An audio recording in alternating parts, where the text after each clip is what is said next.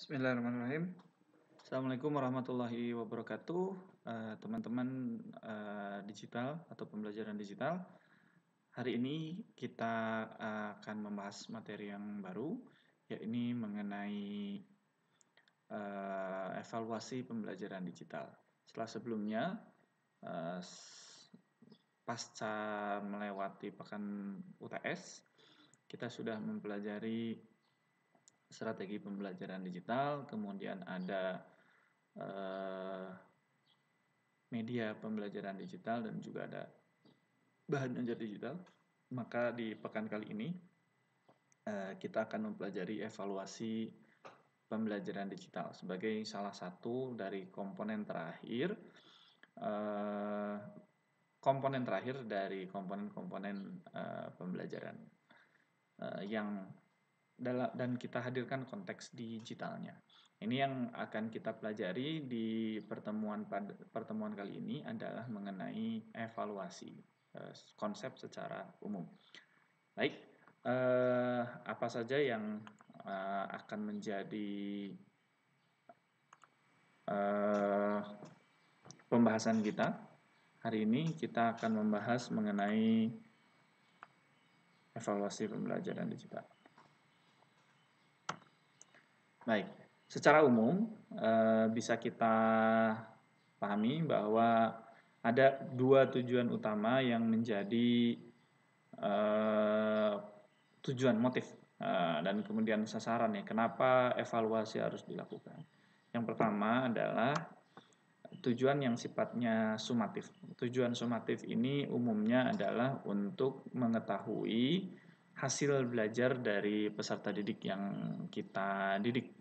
Jadi seberapa berhasil atau seberapa banyak knowledge, skill, keterampilan maupun sikap yang sudah dikuasai yang diharapkan dapat sesuai dengan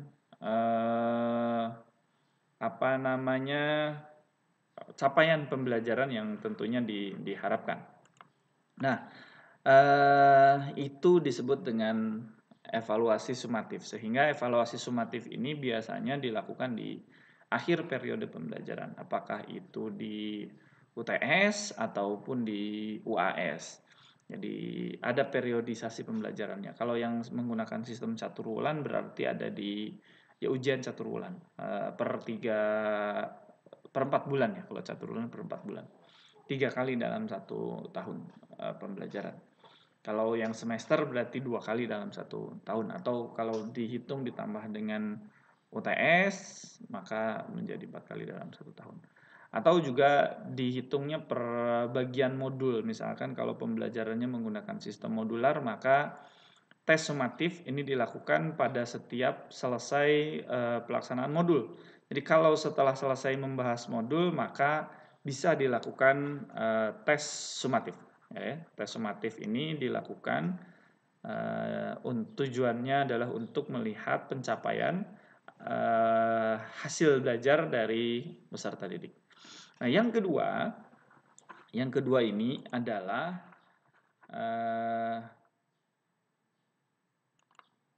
pembelajaran atau evaluasi pembelajaran dengan tujuan yang sifatnya formatif. Apa itu evaluasi pembelajaran formatif? Evaluasi pembelajaran formatif adalah evaluasi pembelajaran yang tujuannya atau evaluasi pembelajaran yang digunakan untuk memperbaiki proses pembelajaran. Realisasinya biasanya dilakukan dalam bentuk ulangan harian atau kuis, yang mana hasilnya itu kemudian tidak digunakan untuk menilai hasil belajar peserta didik. Akan tetapi lebih banyak digunakan untuk melihat kondisi peserta didik pada saat tengah-tengah pembelajaran atau pada saat awal pembelajaran dilakukan, dan gunanya evaluasi formatif ini adalah untuk memperbaiki proses pembelajaran. Sehingga luaran dari evaluasi formatif adalah rencana perbaikan atau perbaikan-perbaikan yang dilakukan untuk meningkatkan kualitas pembelajaran. Di evaluasi sumatif, hasil atau luarannya adalah tentunya laporan hasil pencapaian kemampuan peserta didik, sedangkan di evaluasi formatif cenderung ke perbaikan rencana pembelajaran. Nah, selanjutnya dalam konteks evaluasi pembelajaran digital ada beberapa komponen yang kemudian perlu untuk diperhatikan. Yang pertama, evaluasi ini terdiri dari beberapa layer ya, layer komponen. Yang pertama adalah layer yang paling luas, disebut dengan judgment atau evaluation itself. Hakikatnya adalah pengambilan keputusan. Yang kedua, layer yang lebih sempit adalah penilaian atau bisa kita juga sebut sebagai assessment. Dan yang ketiga adalah pengukuran atau measurement. Nah, ini berlaku bertingkat. Jadi kalau di measurement atau di pengukuran ini evaluasi pada tingkatan mikro yang berfungsi sebagai proses pengukuran. Jadi proses awalnya, proses pertama yang dilakukan untuk menjalani keseluruhan proses evaluasi ini pasti selalu melewati proses pengukuran, baik secara langsung maupun yang secara tidak langsung. Artinya bisa saja sudah saking ahlinya seseorang dapat melakukan langsung loncat ke penilaian. Nah, namun secara hakikat mau tidak mau setiap proses pembelajaran, setiap proses evaluasi pasti selalu melewati tahapan pengukuran. Measurement atau pengukuran ini biasanya juga dilakukan dengan menggunakan tes. Sehingga dalam konteks pengukuran ada yang disebut dengan tes objektif dan ada yang disebut dengan tes subjektif. Kemudian pada tahapan penilaian atau assessment ini pada level meso, proses pengolahan hasil pengukuran. Jadi kemudian untuk menjudgment mana yang bagus, mana yang sangat bagus, mana yang kurang, mana yang sangat kurang, ini dilakukan pada saat proses penilaian. Nah, ini adalah tahapan yang paling krusial pada saat melakukan evaluasi karena di sini sudah mulai ada pelabelan ya. Jadi kalau di pengukuran hanya menghasilkan data mentah atau raw data biasanya dalam berupa angka-angka. Kalau penilaian ini sudah ada konversi. Jadi sudah ada konversi sehingga kemudian dinilai apakah ini sudah sesuai atau belum sesuai. Sudah bagus atau masih belum cukup bagus. Nah, sedangkan pada bagian akhir atau pada tahapan evaluasi yang sifatnya makro, dilakukan pengambilan kesimpulan dan keputusan akhir sehingga menghasilkan tindak lanjut dari proses evaluasi. Dan ini sebetulnya adalah hakikat melakukan evaluasi untuk menentukan apakah misalkan pengambilan keputusannya dalam bentuk peserta didik kita lulus atau tidak lulus, lanjut atau tidak lanjut, mengulang lagi atau tidak gitu, remedial atau tidak remedial, pindah atau tidak dan lain sebagainya. Beragam keputusan yang dilakukan itu diambil di tahapan evaluasi. Sehingga tiga-tiganya baik itu dari mulai pengukuran, penilaian dan pengambilan keputusan merupakan satu kesatuan dan seperti terlihat dalam sajian gambar bahwa di dalam pengambilan keputusan di dalamnya selalu ada penilaian dan di dalam penilaian di dalamnya selalu ada pengukuran dan ini berlaku ke komponen yang paling kecil. Berikutnya ada beberapa metode yang umumnya digunakan dalam proses pengukuran dalam pembelajaran digital. Yang pertama ada tes, yang kedua ada assignment, dan yang ketiga ada portfolio. Nah, kita akan bahas satu persatu yang yang menjadi bagian dari masing-masing apa itu, bagaimana tes dilakukan pada konteks digital, bagaimana assignment dilakukan dalam konteks digital, dan bagaimana portfolio dilakukan dalam konteks digital. Nah, kita akan lihat yang pertama, digital measurement ini menggunakan digital test atau tes dalam bentuk digital. Tes dalam bentuk digital ini biasanya karakteristiknya ini seperti halnya tes pada umumnya, cenderung memiliki opsi-opsi yang lebih objektif. Ya, karena pada dasarnya tes ini kan terbagi dua, menjadi ada tes objektif dan ada tes subjektif. Kan tetapi karena sifatnya instan gitu ya, sehingga memiliki kecenderungan yang lebih objektif karena menilai seketika pada saat itu gitu ya. Kemudian yang kedua, auto grading feature. Nah, ini yang tidak dimiliki oleh tes non digital. Kalau di tes digital umumnya menggunakan bantuan digital assessment tool, yaitu yang memiliki fitur auto grading sehingga dapat langsung menggrading atau memeringkatkan siswa mana yang paling baik dan mana siswa yang paling rendah.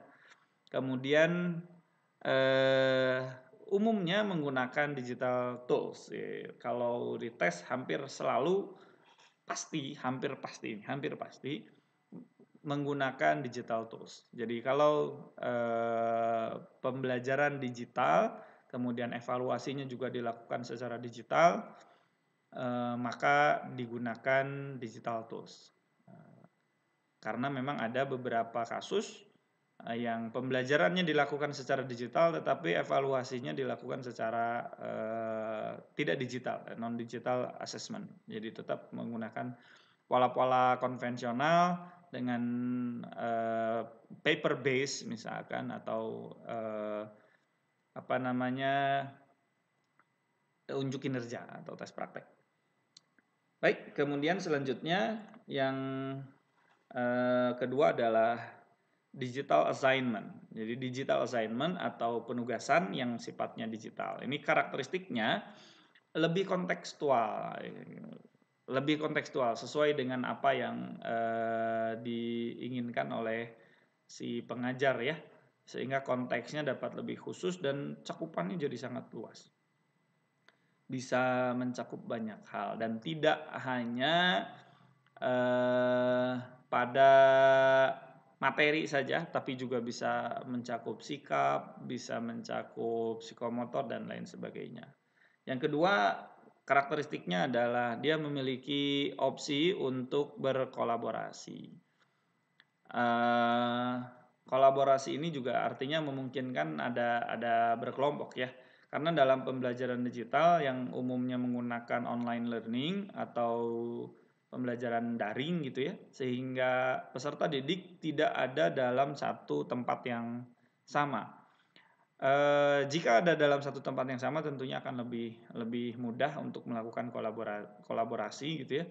Kan tetapi opsi berkolaborasi ini juga sangat dimungkinkan di digital assignment. Kalau digital test agak kesulitan kecuali tadi ada dalam tempat yang sama atau sudah dikelompokkan terlebih dahulu.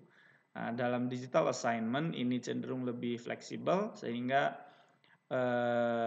opsi untuk melakukan kolaborasi antar peserta didik ini sangat mungkin untuk dilakukan. Dan karakteristik yang berikutnya bahwa dalam digital measurement, digital assignment, assessment tools atau digital assessment tools ini digunakan secara sekunder, sehingga ada juga yang assignment yang tetap menggunakannya tidak menggunakan tidak menggunakan digital tools gitu ya, tapi umumnya menggunakan digital tools.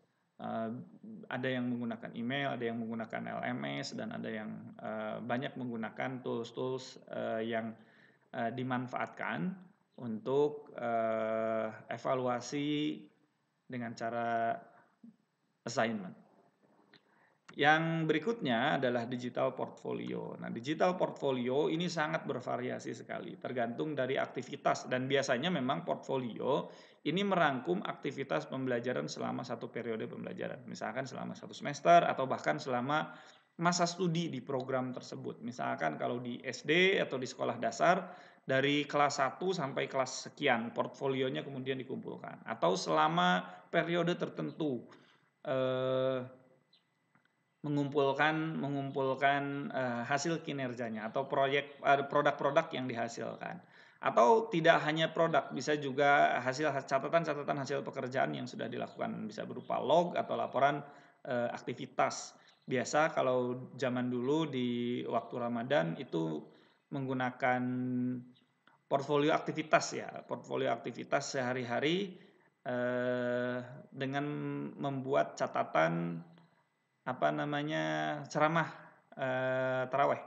Nah, itu juga bisa disebut sebagai portfolio, dan kemudian ada catatan-catatan log gitu ya, aktivitas yang dilakukan. Di beberapa bentuk program studi itu bisa dilakukan hal tersebut. Misalkan jika di kebidanan ada diwajibkan untuk melakukan atau membantu proses persalinan, sekian proses persalinan. Nah, itu contoh portfolio. Nah, dalam konteks digital ini juga sangat bisa digunakan untuk membantu mengukur, measurement untuk membantu proses pengukuran yang dapat dilakukan. Kemudian kelebihannya digital portfolio ini ya tentunya dia ada proses tracking individual achievement. Dan yang terakhir, ya tracking individual achievement itu artinya dia bisa melihat rekam jejak dari seseorang, dari peserta didik kita. Dan yang terakhir, penggunaan digital tools juga digunakan secara sekunder. Nah, ini juga menjadi hal yang kemudian sama seperti halnya digital assignment. Jadi digital portfolio juga penggunaan digital tools juga tidak dominan. Jadi hanya digunakan secara sekunder. Nah, teman-teman, apa saja sebetulnya tools yang biasa digunakan di digital portfolio? Ya memang tidak banyak. Ada misalkan sama seperti halnya di digital assignment, bisa misalkan menggunakan Google Docs atau email atau LMS, atau khusus sama di digital portfolio maupun digital assignment bisa saja menggunakan sosial media untuk memperlihatkan timeline-nya gitu ya, perjalanan waktu, misalkan dari posting time-nya gitu ya. Itu juga bisa dilihat, kemudian dari respon terhadap postingannya itu juga bisa masuk dalam kategori nanti penilaian.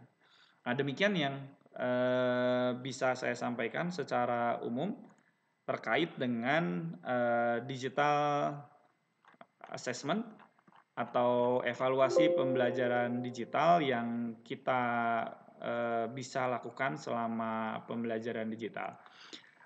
Jika ada pertanyaan ataupun apapun komentar yang ingin disampaikan, silahkan disampaikan. Semoga kita semua selalu diberikan kesehatan. Sampai jumpa lagi di kesempatan berikutnya untuk pembahasan yang lain.